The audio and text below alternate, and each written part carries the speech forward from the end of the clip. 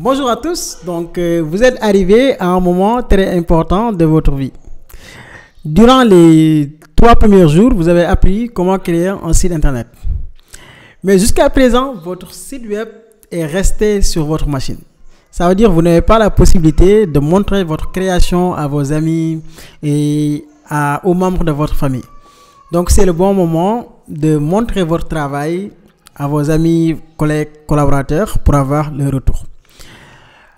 On appelle ce concept la mise en ligne du site internet et le déploiement. C'est-à-dire prendre votre site sur votre local, sur votre machine et le mettre sur un serveur distant. Quand on dit serveur, c'est une notion très importante de comprendre.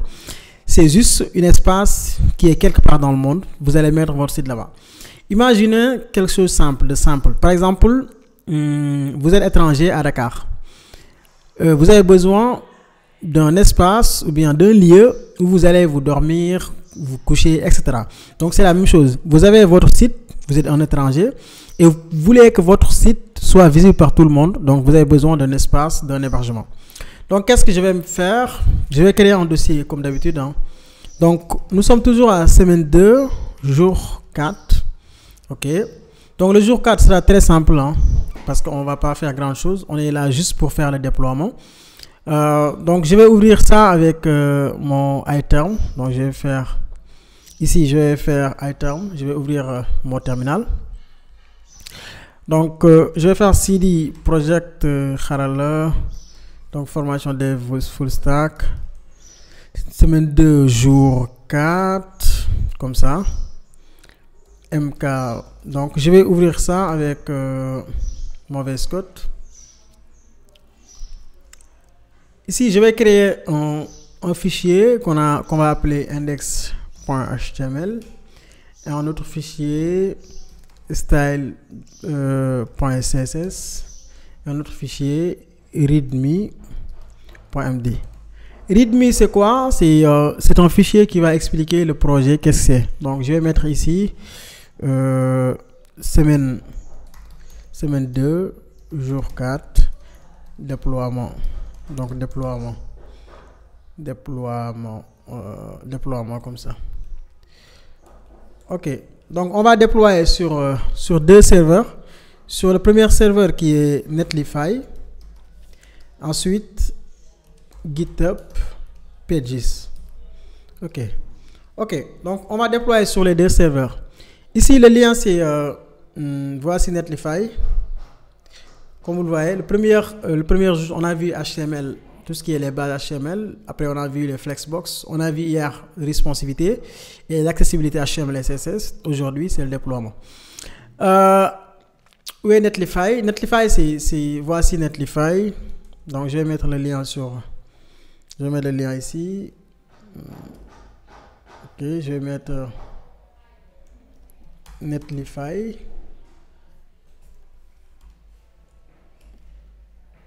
Donc j'ai mis Netlify comme ça.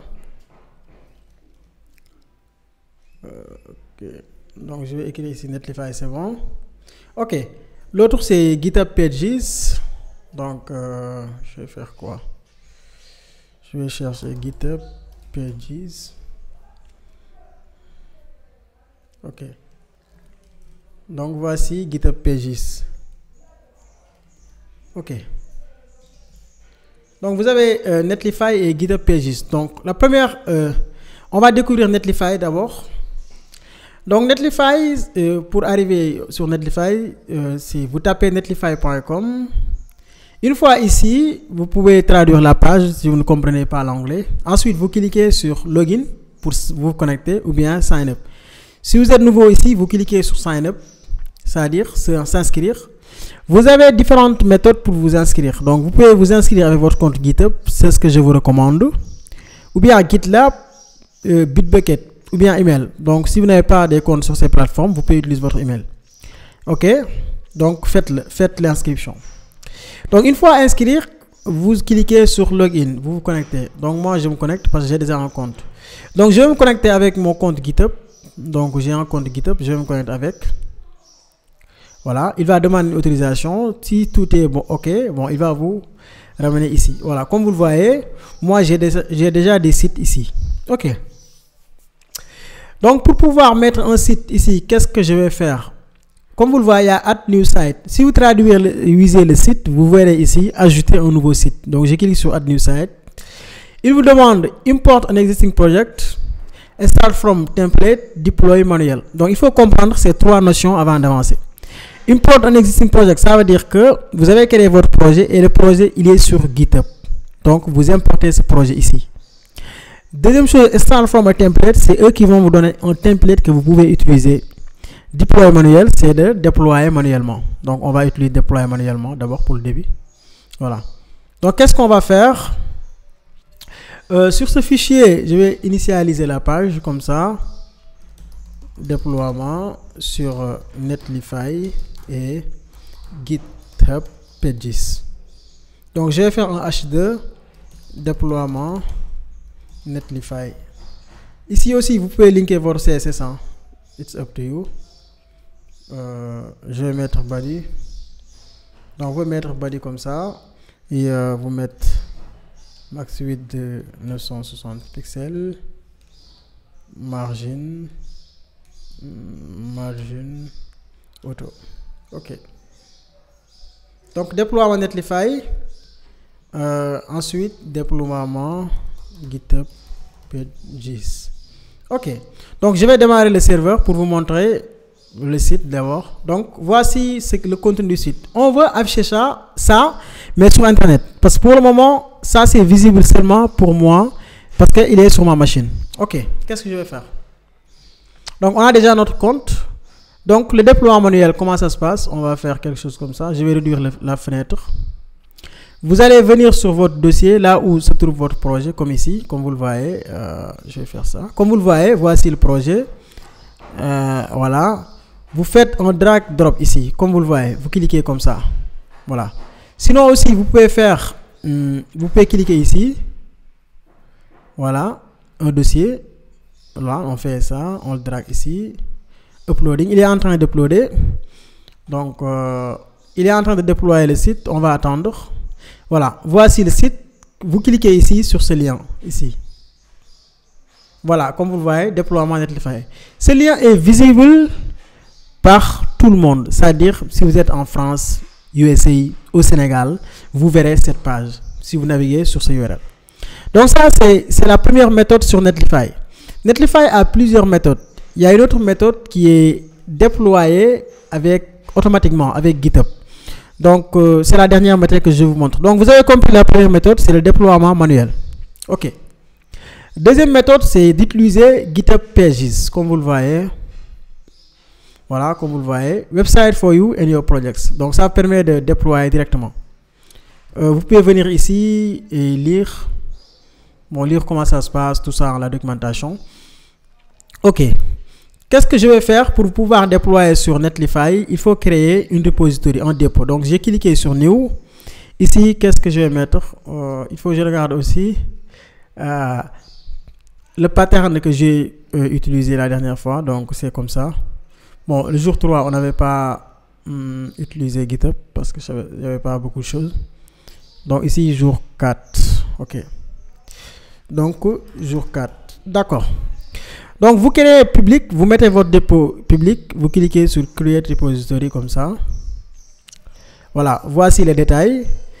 Comme vous le voyez, il vous dit d'initialiser un repository, de committer, de le linker. Donc, qu'est-ce qu'on va faire?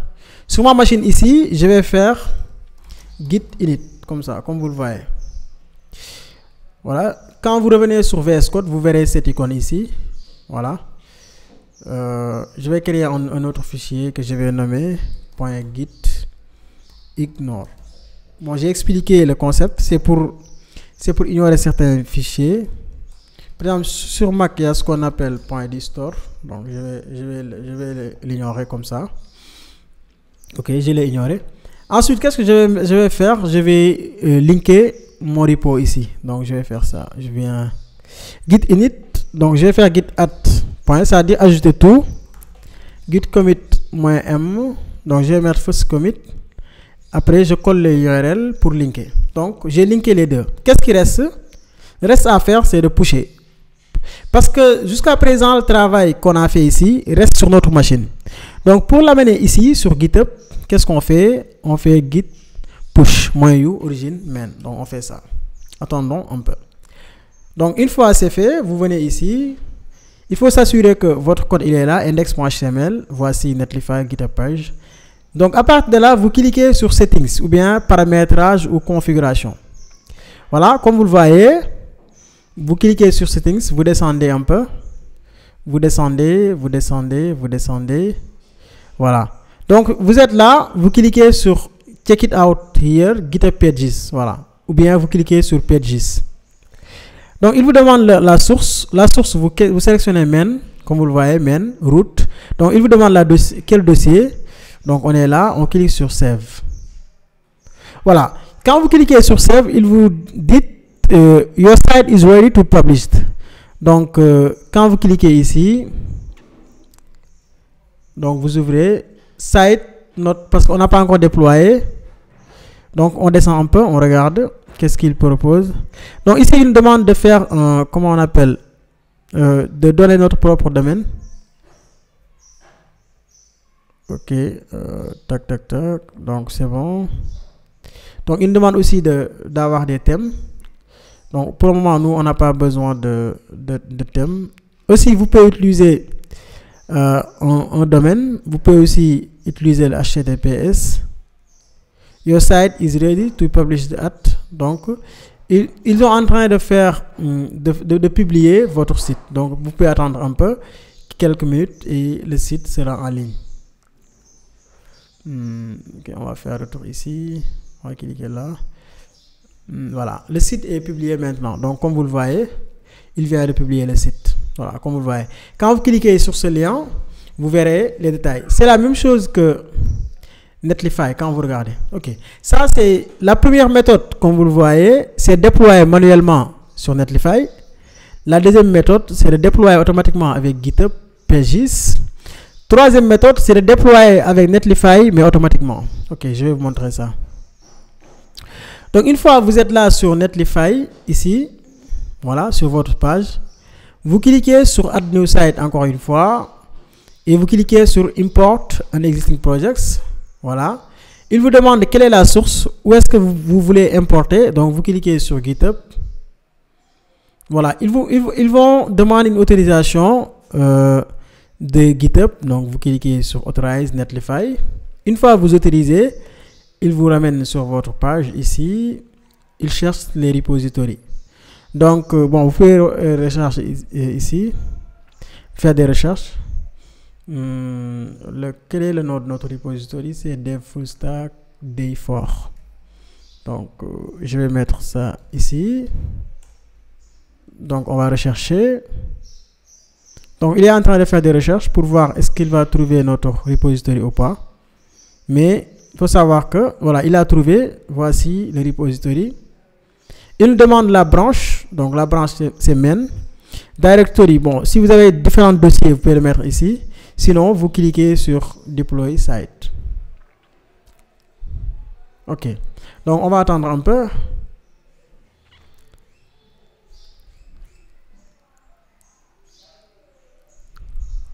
Ok. Donc, il est en train de déployer le site. On va attendre quelques minutes. Ou quelques secondes, non, ça dépend. Ok. Donc, vous avez compris comment déployer sur Netlify manuellement. Comment déployer sur GitHub Page, comment déployer sur comment on appelle, sur Netlify. Voilà.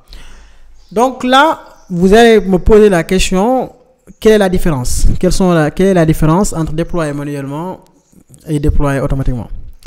L'un des bénéfices de Netlify, pour moi, c'est le pouvoir d'automatiser vos déploiements. Qu'est-ce que ça veut dire? Ça veut dire si vous déployez manuellement, à chaque fois vous faites des changements, vous êtes obligé de redéployer, c'est-à-dire de venir encore une fois, add new site, add manually site. Si vous déployez automatiquement, comme ce qu'on est en train de faire, là, vous avez besoin de juste pusher directement. Vous pushez sur votre branche main et le tour est joué. Donc, comme vous le voyez, il est en train de déployer. ils sont même fini le déploiement. Donc le déploiement c'est fini, ils ont déployé et le site marche très bien. Donc comme vous le voyez, quand vous cliquez ici, quand vous cliquez là, on a les mêmes résultats. Donc l'avantage que j'ai expliqué tout à l'heure, on peut le tester ici. Par exemple, paragraphe, déploiement automatique. Donc regardons ici, bien. Donc j'ai fait une modification, j'ai automatique, deployment, je push. Voilà, regardons bien pour comprendre un peu ce qu'on est en train de faire. Donc là c'est Netlify automatique. Là c'est Netlify manuel. Là c'est GitHub page. Quand je viens sur GitHub page, je réfléchis la page comme vous le voyez. Quand je viens sur Netlify manuel, je réfléchis la page comme vous le voyez. Quand je viens sur Netlify automatique, je réfléchis la page, il a affiché déploiement automatique. Pour ici, il n'y a pas de déploiement automatique. Pour ici aussi, la même chose, il n'y a pas de déploiement automatique. Donc, pour résumer, la meilleure option parmi les options, c'est d'utiliser Netlify. Je vous laisse expérimenter, ajouter votre domaine personnel si vous l'avez. Jouer avec la plateforme, il ne faut jamais peur de tester. Donc, la première partie de ce cours, c'était de voir comment on appelle le déploiement. Donc, vous avez déployé votre site sans problème. La deuxième partie du cours, c'est d'explorer un peu, de vous montrer. Vous avez appris HTML, CSS, vous avez appris tout ce qui est design responsive avec les médias query, vous avez appris les flexbox, vous avez appris les grids. Mais il y a un processus, ce qu'on appelle les boîtes à outils. Boîte à outils, c'est quoi? Bon, aujourd'hui, il faut comprendre une chose qui est très importante dans le monde business, c'est que beaucoup d'entreprises n'ont pas assez de temps pour développer des logiciels de A à Z, ou bien souvent ils ont des budgets très très restreints. Donc dans ce cas-là, il faut trouver des solutions qui vous permettent d'aller vite. C'est l'idée de trouver les frameworks ou bien les librairies. Il faut voir un framework comme par exemple aujourd'hui quand vous cuisinez par exemple du thiep ou riz au poisson, vous pouvez aller sur le marché, acheter les choses en détail et aller les préparer vous-même. Mais il y a un autre processus, vous pouvez utiliser les machines et donner les machines les ingrédients nécessaires et cliquer sur un bouton et la machine prépare tout. Donc c'est l'idée des frameworks. Pour CSS, nous avons différents frameworks et librairies. Les frameworks les plus populaires, c'est Bootstrap. Voilà, c'est bootstrap.com. Bootstrap, il est là. Donc c'est un framework créé par l'entreprise Twitter. Bon, il y a même certains qui l'appellent Twitter Bootstrap. Il y a aussi Tailwind CSS. Tailwind CSS, c'est des utilitaires, ce qu'on appelle, c'est des librairies. Donc vous n'avez pas besoin, c'est seulement du CSS. Voici la grande différence. Ici, vous donnez des classes seulement, des noms comme ça, comme vous le voyez. Bootstrap. Donc c'est l'idée d'utiliser les frameworks. Donc pour l'utilisation aussi, je vous laisse explorer. Voilà, essayez de voir, de l'installer parce qu'on va vous montrer comment on le fait. Mais avant qu'on vous montre comment utiliser Bootstrap et Tailwind CSS, vous essayez d'expérimenter, essayez de tester les deux. Donc vous pouvez limiter sur les deux. Donc pas besoin d'apprendre d'autres choses, d'autres frameworks HTML, CSS. Bon, ça va prendre du temps. Donc je vous laisse explorer. N'hésitez pas, si vous avez une question, vous pouvez les poser toujours sur le chat ici. Vous pouvez le poser sur le canal ou bien m'écrire en inbox. Ok, c'est bon. Donc je vous remercie. Merci beaucoup de votre aimable attention.